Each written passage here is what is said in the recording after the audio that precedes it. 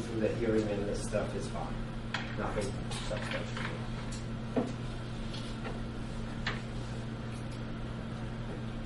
You have all the data you need to make a decision whether this should go to a special education referral or not? No, I think I need that question. I just don't know what questions to ask.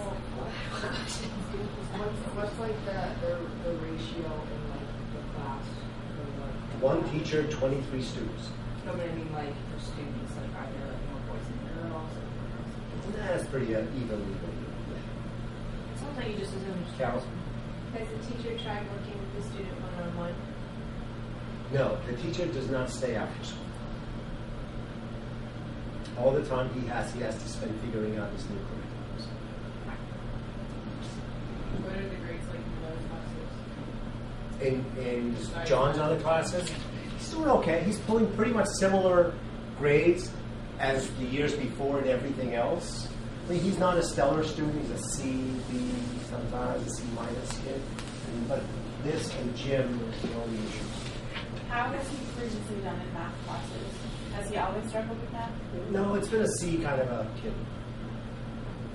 So average. Does that make Yeah.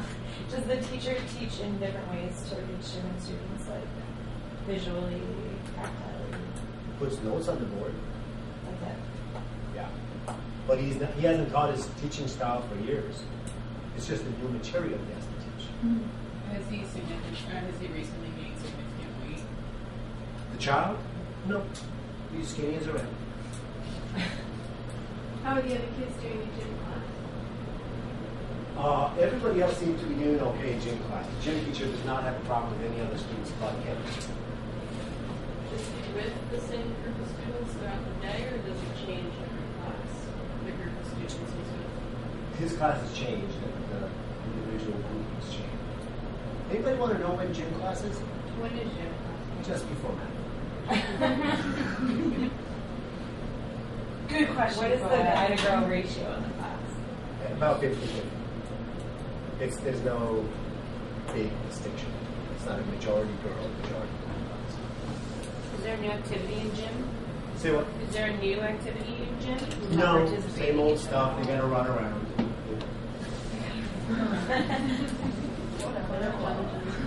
He said he has friends, and he's not like the last one picked in gym all the time. No, he's got friends. Do you think he feels uncomfortable, like in a locker room type of situation? There's no evidence he feels uncomfortable in the locker room, or changing, or any of that. How does friends feel? Not as well, but nobody else is getting kicked out, particularly in the gym. How much interaction does he have with his brothers? None.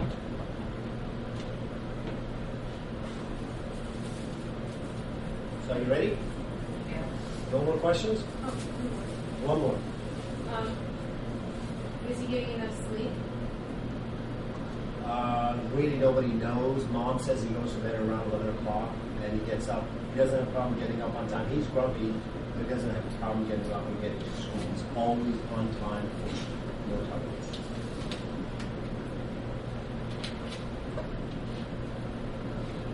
That it? Okay. So now you have to figure out whether you're going to send him to a educational evaluation process, or whether you're going to recommend sort of regular education initiatives, things that we can do to change things around to see what happens, the RTI stuff. But you can't do that on your own. We're going to get approved to do that. So 1, 2, 3, 4, 5, 6. This is one team. 1, 2, 3, 4, 5, 6. This is another team. So get into your groups. You have to decide what you're going to do. You have to rationalize what you're going to do. I'm going to put this up.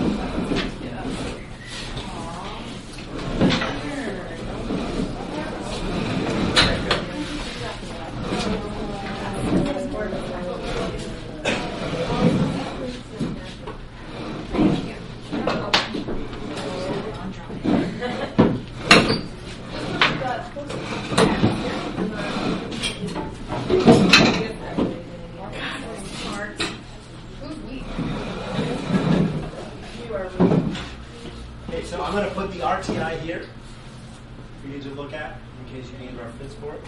And I'm going to give you, just like I gave all my RTI teams 20 minutes to dispose of this case, one way or the other. You don't have all the time in the world to do this. 20 minutes tops. Okay? Go. I think it's because of the new curriculum and the teacher's lack of motivation to teach, because the whole class is suffering, not just him, and his academic abilities were pretty consistent prior to the new curriculum change. All right. And we think a huge part of it has to do with the fact that he doesn't eat breakfast and the gym is in the morning. So because he's not well nourished on the way to school, he has a lack of energy, and that continues on in math class. Okay. I want you to, have you got recommendations down? We just said, like, to get a counselor to deal with maybe any, like, emotional home issues that he's having to face with the fact that, siblings are engaged, his mother's not really available. Okay, be careful because you don't have any evidence that any of that influences him. Okay. Because Well, I was thinking just like a mentor or like a big brother Yeah. type of person, because having someone else, since he can't actually socialize with his brothers, to have someone else to talk to because of the mother's work schedule when he gets home, it sounds as if the mother's not home when he gets home from school, so for him to hang out with someone that's a positive influence would be helpful. okay, so you're making general developmental supports kind of recommendations. Yeah. Have a positive role model, eat better, have breakfast in the morning, et cetera, et cetera, et cetera. Okay? Yeah. Got it. All right. Christine? Kind of similar. We think that the trigger is in gym class, that something is happening in there that has been following over in math class, and that should be looked at more closely. What would you like to look at? Well, partly, is he being bullied in some way, is one question, but others might be, does he have a medical problem? I thought maybe what one trigger is my guess. But does he have, what is, I think if a guidance counselor or somebody met with him to talk to him about what is the trigger in gym class, that might, that's carrying over into math class, and then getting him assistance separate from that teacher in math, either through homework club after school or math club, something like that, where he's to see if he can learn the information from someone other than the teacher. Gotcha. Okay. Actually, both teams, you did very, very well. You just need more information about gym class because your target is correct. So I'm going to give you a bit of information about gym class, and that'll instantly illuminate everything. The gym teacher also happens to work after school in the same juvenile facility that his brother is in. And the gym teacher keeps teasing him about his brother at the juvenile facility on a daily basis. Because when he walked into that gym class, the gym teacher said, "Your last name is Huh. You know Huh?" "Yeah, it's my brother." And that set the tone for what the gym teacher was going to do to him from there on a daily basis. That's an easy answer. So we took him out of gym class, and life was fine. So his No, math, you can't. his math class improved and everything? Yeah. See, the reason why that scenario was off-putting to you or put you on the wrong track is because when you're thinking in the disability terms, you're always thinking about sort of a problem with academics, and you think math, and you say, oh, there's got to be a problem there because that is where his problem is. But when you're doing a behavior analysis, you have to ask yourself, what's a precedent? What comes before this behavior problem? The behavior doesn't tell you much of anything, except to say there's a problem here. But behaviors are triggered by something. And that trigger, all of you put it properly in the gym class. And the only reason why you could put that properly in the gym class is because I finally had to tell you that gym comes before math, right? And if he's doing poorly in gym and poorly in math, then there's got to be a relationship between the two. And since we're always looking at precedent, you're looking at what is before being the push to what comes after. So that's where I focused my attention. I said, well, math, I understand the guy hasn't taught this curriculum, he's probably frustrated. Yeah. But it's not where the kid gets frustrated. His issue was not math. he does math fine. And everybody else was having a hard time in math anyway, and nobody else said F off and walk out. Something about this is getting triggered well before you, what's beforehand Jim. So zoom in on Jim and find out what in the world's going on there. And sure enough, we talked to the gym teacher. Yeah, I know the kid. I know he's in trouble with making cutting. Why? How do you know? This is the first time you know. I know his brother. Right? So it's boom, linkage. And then you start talking to other kids in class. And in gym class, and they start telling me, oh, you know, this poor kid, we know where his brother is. How do you know where his brother is? Because the gym teacher keeps mentioning it. So it was good that you all focused there, but be careful not to get so sucked up when you're looking at it, special education, that there's got to be something academic going on. This was indeed, it's nothing to do with special education. This is a circumstantial issue, important issue for intervention, but no amount of identifying, no amount of IQ testing, no amount of achievement testing, no amount of anything would identify his problem nor solve it. Okay? So be on target with that. Did you have a question? No, okay.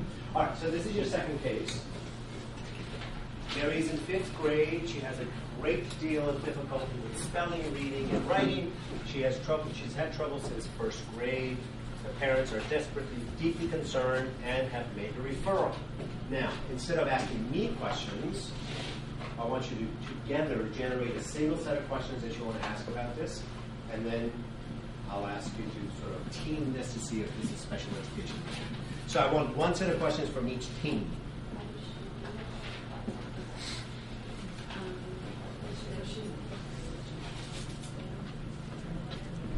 And they said our child has a problem reading and writing, and this school district said we have all the interventions necessary to help her out. So they put her in chapter 1, chapter 1 reading, and they provided some particular assistance throughout the classroom for the 4th and 5th year, but here we are in 5th year and she's still not learning.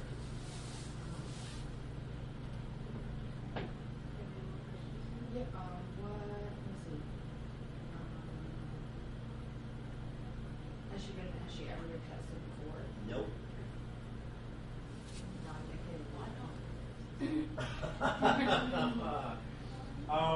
Because if you talk to the parents, they say every time they talk about her to a teacher, principal, special ed coordinator in either of the schools, they said, we'll do some things to see how it works. And then they said, it's developmental. I'm sure they were sure she was going to grow out of it. And there was really no need for testing. And then there were a couple of times where they came close to doing the testing, but they didn't have the personnel. One time the OD evaluator went on maternity leave and they didn't have anyone to cover. Another time there were, like this year, many, many snow days that delayed everything, so it just never happened. We talked about, I don't even know, oh God, sorry. So we've determined that she can see. Yes. How is her speech? No problem. She's a chatter. She's well understood, well liked, otherwise excellent kid. She does get distraught, however, when it comes to reading. Very, very distraught. Has she ever received academic help? Chapter 1, Title 1. What does that mean? Title I is a federally funded program where students, without being identified or having difficulty, they get pulled out and they get one-on-one tutoring in reading. What is the relationship between she and the teacher? The relationship between she and teacher, she's an adorable young lady. Everybody loves her. The teachers that are involved in reading and writing are devastated about how she feels now, not being able to read and write. So they love her very much and they support her, but there's only so much they can do. Did you have contact with the chapter 1 teacher? Has anybody talked to the Chapter 1 teacher? The Chapter 1 teacher is a very nice woman, and she loves this girl, Mary, but she's not quite able to tell you why Mary can't read. And every time you say to her, Mary can't read, she gets very defensive and says, well, I'm doing the best I can. I can only do so much. How are other students doing in her grade? Fine. I mean, there are definitely students who are having difficulty, but there's no pattern of school-like problems.